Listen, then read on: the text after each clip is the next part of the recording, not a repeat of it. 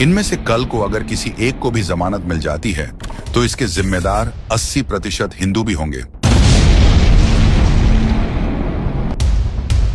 क्योंकि जाने अनजाने में हम सभी इनके महंगे वकीलों का खर्च उठाने वाले हैं। और इस बात की जानकारी हिंदुओं को है ही नहीं कि उन्हीं के पैसों से ऐसे कट्टर के लिए महंगे वकीलों की फौज खड़ी की जाती है।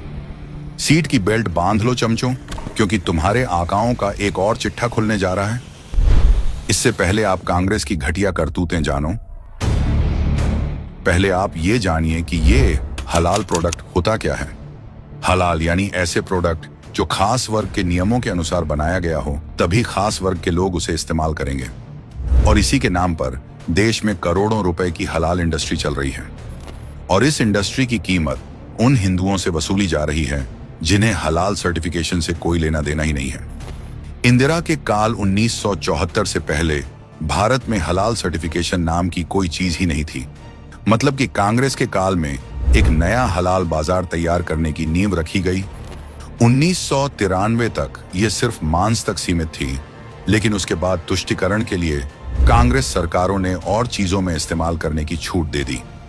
भारत में जमात उलेमा ए हिंद जैसे संस्थान हलाल सर्टिफिकेशन देती है और बदले में कंपनियों से मोटा रकम लेती है,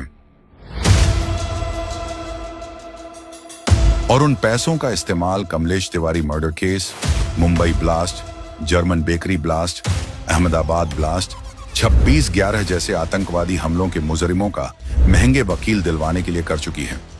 ये सब जानने के बावजूद भी 2013 में कांग्रेस के एक नेता ने एक ऐसा कानून बनाया जिसके तहत किसी कंपनी को अगर अपना सामान बाहर एक्सपोर्ट करना है तो हलाल सर्टिफाइड होना चाहिए। कांग्रेस के समय इस हलाल सर्टिफिकेशन को इतना बढ़ावा मिला कि आज कंपनियों के बीच हलाल सर्टिफिकेशन लेने की होड़ मची है। हलाल डेटिंग साइट, कॉस्मेटिक, अपार्टमेंट्स और हलाल स्टॉक्स तक आ गए हैं।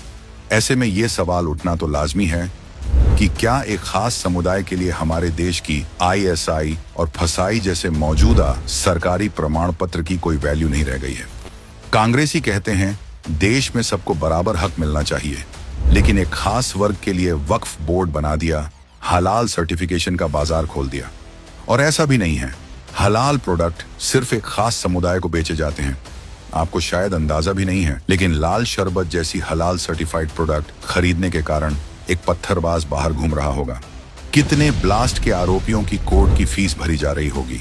ऐसे लोगों की दुकान हमेशा चलती रहे, इसीलिए ये लोग संगठित रूप से चुनाव के समय कांग्रेस को समर्थन देने का ऐलान करते हैं। अब सवाल सिर्फ राजनीतिक नहीं, देश की सुरक्षा का है। क्या हम ऐसी पार्टी का समर्थन करेंगे जिन्होंने हिंदुओं से इतने बड़े पाप करवाने की शुरुआत की?